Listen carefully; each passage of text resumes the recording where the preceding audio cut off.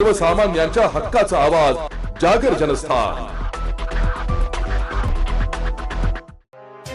अवैधरित्या बांगलादेशातून भारतात येऊन नाशिक येथे राहिलेल्या बांगलादेशी महिलेला अटक करून गुन्हा दाखल केला आहे। तसेच तिच्यासह तिचा पती आणि आश्रय देणाऱ्या स्थानिकांवर कारवाई करण्यात आल्याचं पोलिसांनी सांगितलंय। त्याचप्रमाणे तिचा मामा आणि मामी यांनाही पुणे येथून पोलिसांनी ताब्यात घेतलंय। त्यांच्यावर देखील कारवाई करण्यात येणार। याबाबत गुन्हे शाखेचे सहाय्यक पोलीस आयुक्त संदीप मिटके यांनी आज दिनांक 11 जून रोजी दुपारी 4:30 वाजता अधिक माहिती दिली आहे। गुन्हा दाखल करण्यात आलेला आहे। त्या गुन्ह्यामध्ये काही बांगलादेश कनेक्शन समोर येते, काही सोशल मीडियाचा वापर करून ओळखी तयार करणं असं काही प्रकरण आहे। नेमकं हे सगळं प्रकरण काय आहे, त्याची पार्श्वभूमी काय आहे आणि आतापर्यंत काय कारवाई नाशिक पोलिसांनी केली?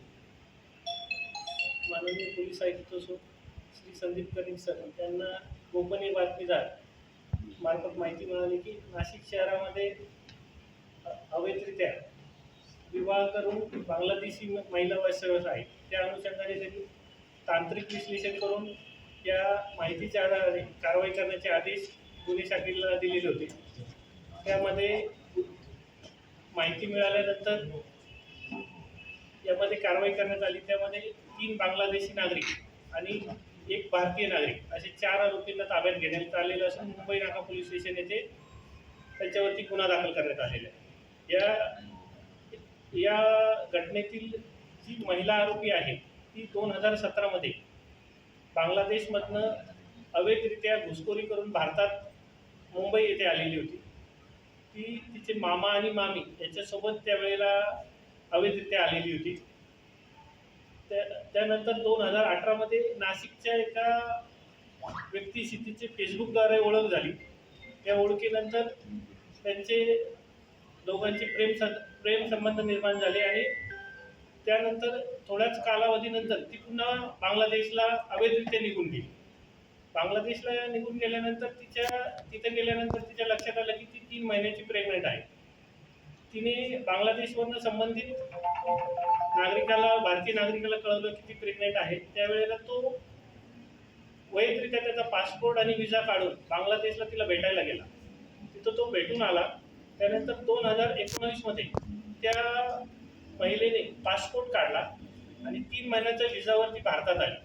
भारतात आल्यानंतर तिचा व्हिसाचा कालावधी संपल्यानंतर सदरचा पासपोर्ट आणि व्हिसा हे फाडून टाकला आणि तेव्हापासून अवैधरित्या भारतात राहू लागली।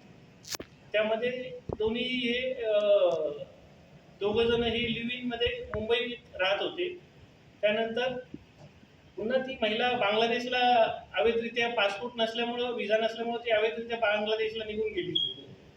दरम्यानच्या काळामध्ये भारतीय नागरिक हा 10 वेळा पासपोर्ट आणि व्हिसावरती बांगलादेशला तिला भेटायला गेल्याचे निष्पन्न झालेलं आहे। 2022 मध्ये संबंधित भारतीय नागरिक जो आहे तो लीगली पासपोर्ट व्हिसावरती बांगलादेशला गेला। त्यानंतर त्यांनी त्या ठिकाणी इस्लाम धर्म स्वीकारल्याचे आपल्याला पुरावे मिळालेले आहेत आणि त्यांचा 2022 मध्ये निकाहनामा याचे पुरावे देखील बांगलादेशला केल्याचे पुरावे आपल्याला मिळालेले आहेत। त्यानंतर 2022 मध्ये ते पुन्हा दोघं जण इल्लिगली भारतात आले आणि तेव्हापासून ते भारतातच इल्लिगली वास्तव्यास होते। दरम्यानच्या काळामध्ये ते मुंबई, गोवा, शिमला, कुलू मनाली अशा ठिकाणी देखील त्यांनी भेटी दिल्याच्या तपासात निष्पन्न झालेलं आहे।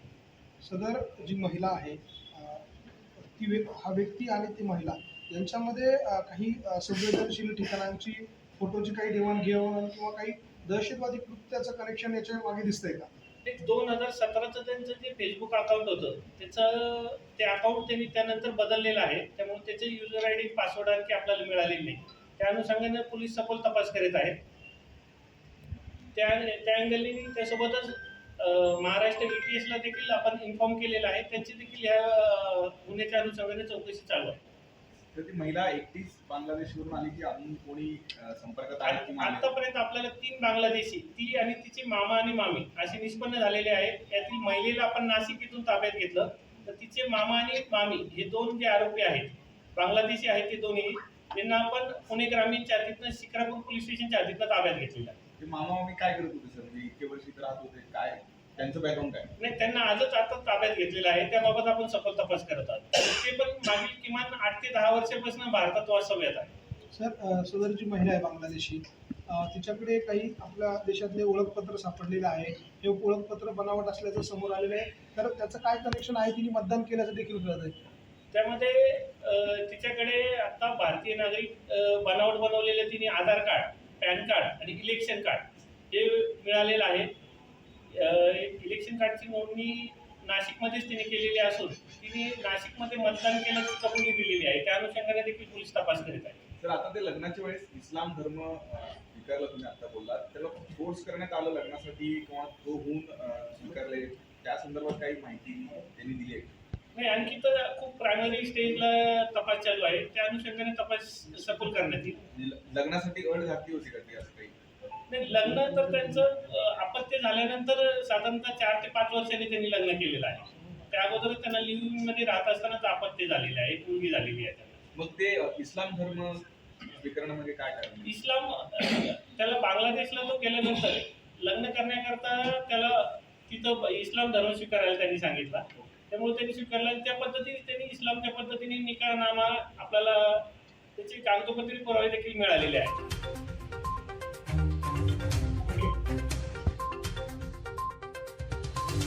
जागर जनस्थानकरिता संदीप नवसे, नाशिक.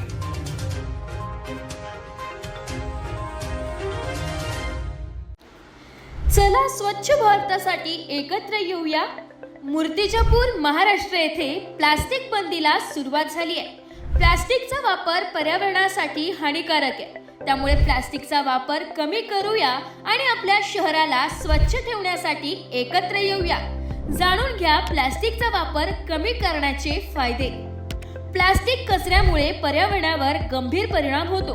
प्लास्टिकचा वापर कमी केल्याने आपण आपल्या पृथ्वीची काळजी घेऊ शकतो. प्लास्टिक कचरा शहराला अस्वच्छ करतो, तसेच प्राण्यांची देखील हानी होते. प्लास्टिकचा वापर कमी केल्याने आपले शहर स्वच्छ आणि सुंदर दिसेल. प्लास्टिक कचऱ्यामुळे अनेक प्रकारांच्या रोगांचा धोका असतो. प्लास्टिकचा वापर कमी केल्याने आपण आपले आरोग्य सुरक्षित ठेवू शकतो. प्लास्टिकचा वापर कमी करण्यासाठी काय करू शकतात? प्लास्टिकच्या पिशव्या वापरणे बंद करून कापडी किंवा कागदी पिशव्या वापरा. प्लास्टिकच्या बाटल्या न वापरता धातूच्या किंवा काचेच्या बाटल्या वापरा. प्लास्टिकच्या वस्तू कमी वापरा आणि पर्यावरणाला उपयुक्त वस्तू वापरा. प्लास्टिक बंदीला सहकार्य करा आणि स्वच्छ भारतासाठी योगदान द्या. प्लास्टिक बंदी, स्वच्छ शहर, सुंदर भविष्य. राष्ट्रसंत गाडगेबाबांच्या दशसूत्री कार्यक्रमाचे पालन करूया. नगर परिषद मूर्तिजापूर द्वारा जनहितार्थ जारी.